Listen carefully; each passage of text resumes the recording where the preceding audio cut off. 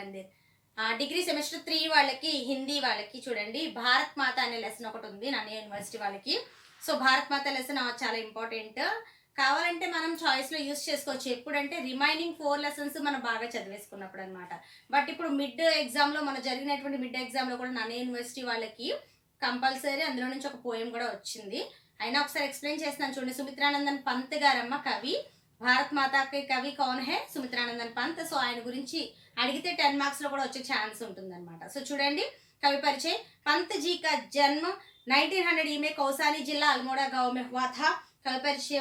Next उन्होंने MA तक उच्च शिक्षा प्राप्त किया। MA वరకు చదివారు। राजनीतिक और आर्थिक प्रभावों को भी आपने ग्रहण किया। సో అన్ని పొలిటికల్ గా కూడా అలాగే ఆర్థిక ప్రభావాలు అన్నిటినీ కూడా ఆయన చక్కగా క్లుప్తంగా తెలుసుకున్నారు। नेक्स्ट पैराग्राफ लो सुमित्रानंदन पंत जी प्रकृति के कवि के रूप में हिंदी में आए। ఎక్కువ నేచర్ గురించి ఆయన కవితలు అనేవి రాయడం జరిగింది। సో ఆయన అందుకే ప్రకృతికే కవి అని పిలవడం జరుగుతుంది అన్నమాట। ఎక్కువ అంతా కూడా నేచర్ గురించి ఉంటుంది ఆయన కవితల్లో। సో అందుకు 10 మార్క్స్ కి మనకి ఇస్తారమ్మా కవి పరిచయం। అందుకే నేను ఒక సైడ్ అయితే రాశాను మీకు సింపుల్ గా గుర్తుండేలాగా। తర్వాత దానికి ఏమైనా యాడ్ చేసుకొని రాయాలనుకుంటే రాసుకోండి। सुकुमार कल्पनाओं और कोमल भावनाओं को पंत जी की कविताओं में प्रमुख स्थान प्राप्त है। సుకుమార్ కల్పన అద్భుతమైనటువంటి కల్పన అంటే ఊహించి రాసినటువంటి ప్రకృతి గురించి ఊహించుకొని రాసినటువంటి గొప్ప అద్భుతమైనటువంటి కల్పనలు అలాగే కోమలమైనటువంటి భావములు ఆయన కవితల్లో మనకి కనిపిస్తాయి। వే 1 लाख रुपए का అంటే 1 लाख रुपीस भारतीय ज्ञानपीठ पुरस्कार प्राप्त करने वाले पहले हिंदी कवि है। फर्स्ट हिंदी पोएट అన్నమాట। దేంటి జ్ఞానపీఠ పురస్కారాన్ని పొందినటువంటి first Hindi poet. 1 lakh rupees కూడా ఆయన పొందారు। నెక్స్ట్ పారాగ్రాఫ్ చూస్తే పంత్ जी की भाषा संस्कृत बहुला है। సో ఆయన లాంగ్వేజ్ వచ్చి సంస్కృత్ సంస్కృత బహుళ। నెక్స్ట్ किंतु अन्य भाषाओं के शब्दों का भी बहिष्कार नहीं किया। అలా అని వేరే లాంగ్వేజెస్ వర్డ్స్ నేవి ఆయన పక్కన పెట్టేలేదు, అన్నీ నేర్చుకున్నారు। వేరే లాంగ్వేజెస్ కూడా నేర్చుకొని అందులో ఉన్న వర్డ్స్ని కూడా ఆయన యూజ్ చేసుకున్నారు। पंत जी की प्रमुख रचनाएं मेन रचनल ఏంటి इस प्रकार है। ग्रंथि, वीणा, पल्लव, गुंजन, युगांत, उत्तरा, वाणी, कला और बूढ़ा, चांद आदि इनके अनेक काव्य संकलन भी प्रकाशित हुए। ఇవన్నీ ఆయన రచించినటువంటి రచనలు అన్నమాట। ఓకే, ఇంకా కావాలి మ్యాటర్ అంటే మీకు టెక్స్ట్ బుక్ లో మొత్తం ఉందమ్మా, అదంతా చదువుకోవచ్చు బాగా చదివే వాళ్ళు। ఒకవేళ ఎవరైనా ఎక్కువ అంత చదవలేం మేడం, అంత గుర్తుండదు, స్లో లెర్నర్స్ ఉంటారు, సో వాళ్ళకి సింపుల్ గా చేసి ఇచ్చాను నేను ఇక్కడ। ఇది చదువుకుని వెళ్ళండి, ఎగ్జామ్ కి సరిపోతుంది। అండ్ నెక్స్ట్ उनके చిదంబర కావ్య के लिए इन्हें ज्ञानपीठ पुरस्कार प्राप्त हुआ। ఆయన రాసినటువంటి చిదంబర అనేటటువంటి కావ్యానికి ఆయనకి జ్ఞానపీఠ పురస్కారం అనేది దక్కింది। पंत जी की मृत्यु ఎప్పుడైంది 1977 में हुआ। సో అప్ భారత్ మాత సారాంశంలోకి వద్దాము। కవి పరిచయం అయింది కదా। సో భారత్ మాత సారాంశం మీకు ఇది నేను PDF డిస్క్రిప్షన్లో ఉంటుంది, నోట్స్ తీసుకోండి। ప్రతి లెసన్కి డిస్క్రిప్షన్లో నోట్స్ ఉంటుంది, ఆ నోట్స్ మీరు తీసుకోండి। ఎలా అయితే నేను ఫొటోస్ మీకు పెడుతున్నానో సేమ్ యాజ్ ఇట్ ఈస్ అలాగే మీరు ప్రజెంటేషన్ ఇవ్వాలి ఎగ్జామ్లో। మేడం ప్రజెంటేషన్ ఎలా ఇవ్వాలి అని దాని గురించి మళ్ళీ సపరేట్ క్వశ్చన్ అవసరంలా। ఇప్పుడు నేను మీకు ఎలా అయితే PDF పెడుతున్నానో నోట్స్ ఎలా ఉందో అందరూ యాజ్ ఇట్ ఈస్ ప్రజెంటేషన్ అలాగే ఉండాలి। సో లేట్ చేయకుండా సారాంశంలోకి వచ్చేద్దాం। భారత్ మాత మీకు తెలుసు కదా, భారత్ మాత ఇండియా। సో చూడండి కవి పరిచయం ఫస్ట్ ఇస్తాం। ప్రస్తుత కవిత భారత్ మాత की कवि श्री सुमित्रानंदन पंत जी है। इस कविता में कवि भारत की दुर्दशा के साथ प्राकृतिक परिवेश का भी चित्रण किया है। సో ఇదే కవి పరిచయాన్ని మీరు సందర్భ సహిత వ్యాఖ్యాస్కి యూజ్ చేసుకోవచ్చు। ప్రస్తుత కవిత భారత్ మాతాకే కవి, ప్రస్తుతం మనం నేర్చుకున్నటువంటి భారత్ మాత అనేటటువంటి పోయంకి కవి ఎవరు అంటే సుమిత్రానందన్ పంత్ గారు।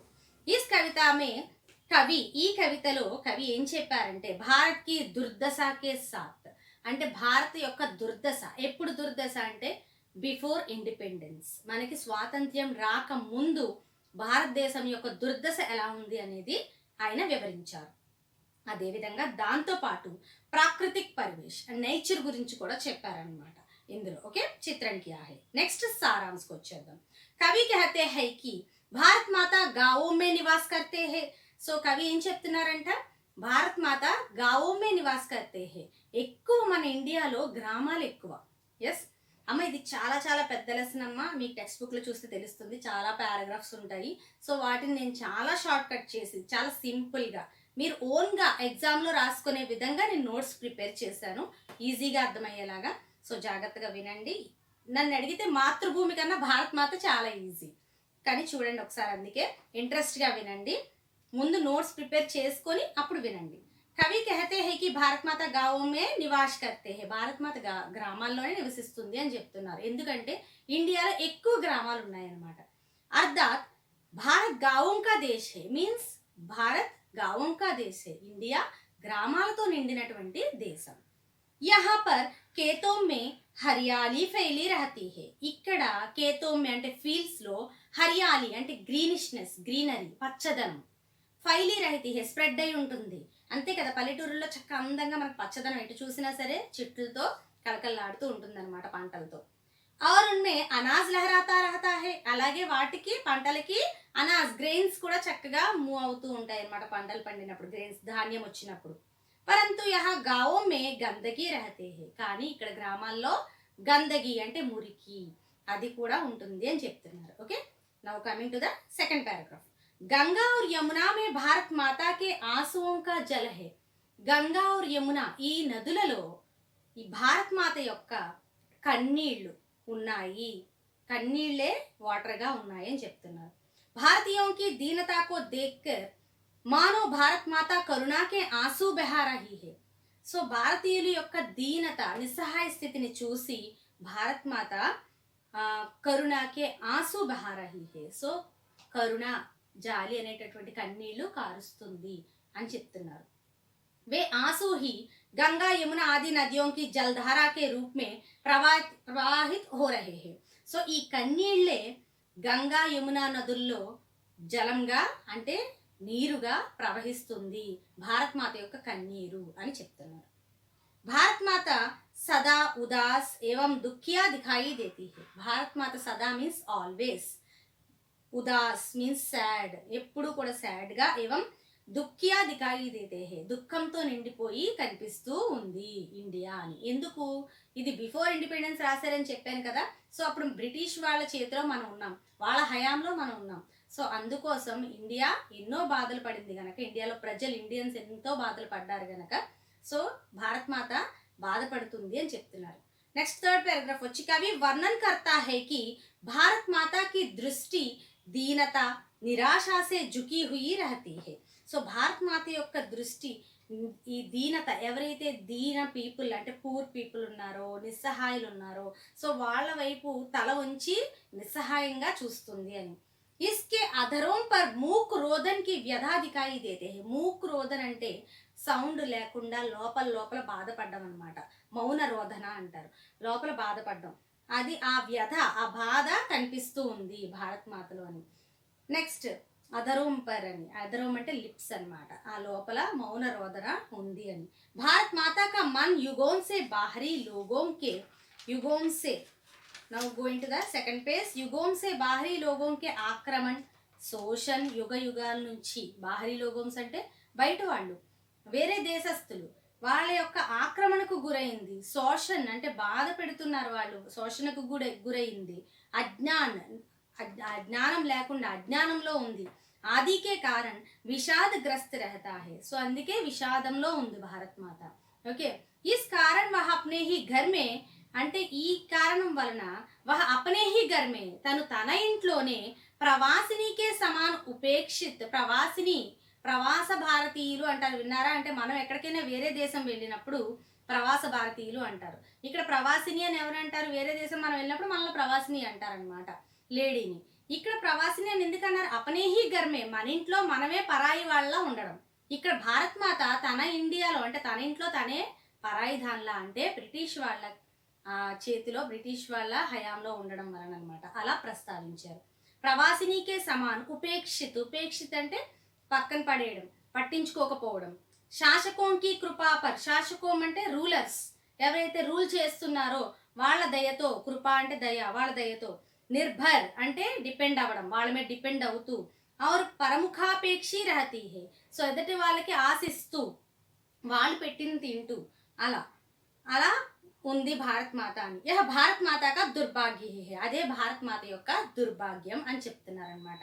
చూడండి, సైరా నరసింహారెడ్డి అది సినిమా చూసారా, అందులో చూడండి, చిరంజీవి మన పండించిన పంటలన్నీ కూడా వాళ్ళు లాక్కుపోతుంటే వెనక్కి తీసుకొస్తారు. సో అప్పుడు ఆ సిచ్యువేషన్ అలా ఉండేదన్నమాట. మనకి ఇక్కడ పంటలు పండుతూ ఉంటే ఆ పంటల్ని వాళ్ళు దౌర్జన్యంగా తీసుకొని వెళ్ళిపోయేవారనమాట.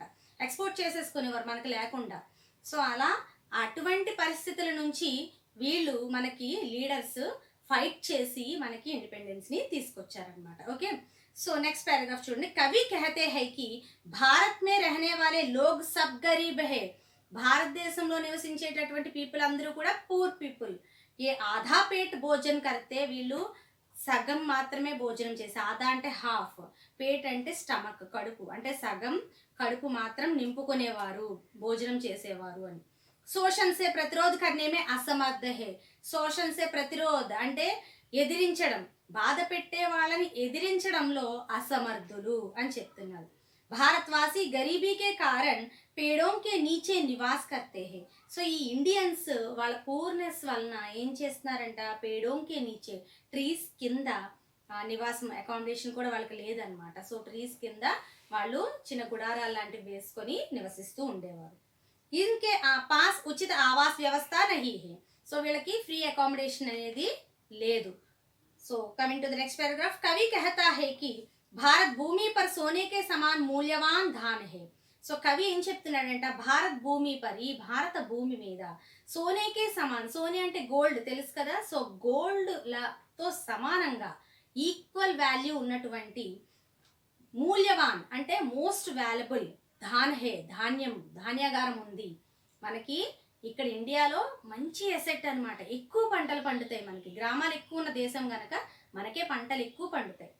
मगर बट भारतीय किसान अत्याचारी शासकों एवं शोषकों के चरणों में, बट भारतीय किसान बट इंडियन फार्मर्स అత్యాచారి శాసకం ఏవం శోషకం, ఎవరైతే బాధ పెడుతున్నారో సో ఆ రూలర్స్ నుంచి, ఆ బాధ పెట్టే వాళ్ళ నుంచి, చరణోమ్మే అంటే వాళ్ళ పాదాల దగ్గర, ఉన్కా గులాం బనా రహతా హే, వాళ్ళ నౌకర్స్ లాగా, సర్వెంట్స్ లాగా పడి ఉండాల్సి వస్తుంది, పంటలు పండించే రైతులు అన్నమాట.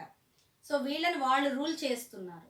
आशा यह है कि प्राकृतिक सौंदर्य से संपन्न होने पर भी, అంటే విషయం ఏంటంటే ఇంత నేచర్తో ఇన్ని పంటలతో కలకల్లాడుతూ ఉన్నప్పటికీ కూడా ఇండియన్స్, ఇక్కడ భారతీయ యొక్క జీవన్, ఆ ఇండియన్స్ యొక్క లైఫ్ కష్టం సే గిరా రహతా హే, కష్టాల్లో కూరుకుపోతుంది అని చెప్తున్నారు. భారత్ మాత భారతీయ జీవన్ కా సంపూర్ణ వికాస్ కర్నే కా.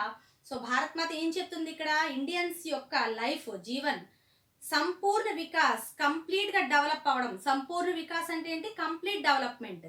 సో ఇలా కంప్లీట్ డెవలప్మెంట్ అవడానికి కర్నేక సహీ మార్గ్ బతలా రహీ హే, సరైన మార్గం అనేది చెప్తుంది, ఏం చేస్తే అవుతుంది, మీరు ఇలా ఉండకూడదు అని ఇక్కడ ఇండియా మనకంటే భారత్ మాత మనకి చెప్తుంది, India. So coming to the next paragraph. కవి నే ఇస్ కవిత మే గంభీర్ భావం కి వ్యంజనా కీ హే. సో కవి తన యొక్క గంభీరమైనటువంటి భావాలను, ఫీలింగ్స్ ని ఈ కవితలో మనకి ఎక్స్ప్రెస్ చేశారు. इसमें రాష్ట్ర ప్రేమ్ క్రాంతివాది స్వర్, రాష్ట్ర ప్రేమ్ దేశభక్తి, అలాగే క్రాంతివాది స్వర్ అంటే రివల్యూషన్ తీసుకురావాలి, ఒక చేంజ్ తీసుకురావాలి అనేటటువంటి ఒక సౌండ్, ఈ స్వర్ అనేది మనకి ఎక్స్ప్రెస్ చేశారు. వ్యక్త కియా హై అంటే ఎక్స్ప్రెస్ చేయడం. భారత్ నే హీ సంసార్ కో సర్వప్రథం జ్ఞాన్ దియా థా. భారతదేశం నుంచే ప్రపంచం అంతటికీ కూడా ఫస్ట్ నాలెడ్జ్ అనేది ఏంటనేది వెళ్ళింది. ఎలాగా, భారతీయ సంస్కృతి సంప్రదాయాలు, ధర్మాలు.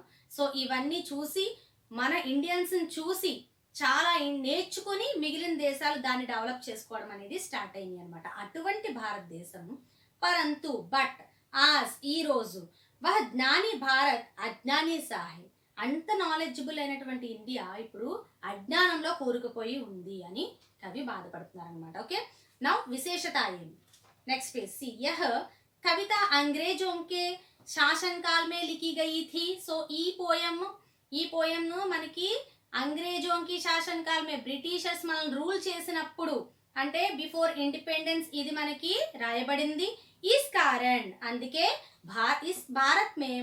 इसमें भारत माता को उदासिनी अपने घर में प्रवासिनी कहा गया है. ఉదాసిని సాడ్ గా ఉంటుంది, బాధతో ఉంది గనక ఇండియా ఉదాసిని, అలాగే తన ఇంట్లో తనే పరాయిదానిలా ఉంది కనుక ప్రవాసిని అనే వర్డ్స్ని ఇక్కడ యూజ్ చేయడం జరిగింది.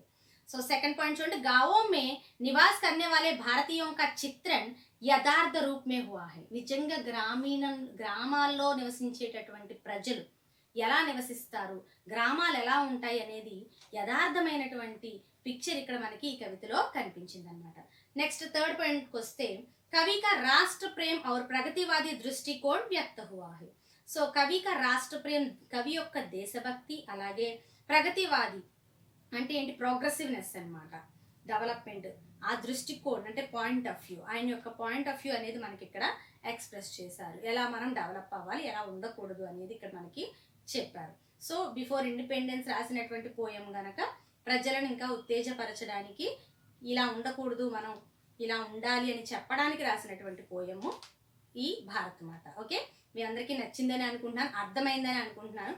ఇన్ కేస్ మీకు అర్థం కాకపోతే ఈ లెసన్ మీకు స్కిప్ చేయొచ్చు, అంత అర్థం కాకపోవడానికి అయితే ఏం లేదు, చాలా ఈజీగా ఉంది. చెప్పాలంటే మాతృభూమి కన్నా భారత్ మాత ఈజీగా ఉంది. మీ ఇష్టం, మీకు ఏది బాగా నేను రాయగలం అనుకుంటే సెలెక్ట్ చేసుకోండి. All the best all of you for your exams. If any doubts please ask me through comment section and share my channel to all who need Hindi syllabus, means like degree students or 10th class students or Pradhamika Madhyama who want to write Pradhamika Madhyama exams. Those all need this channel. So please share this channel. Support to Hindi Gnan Mandir always. Bye.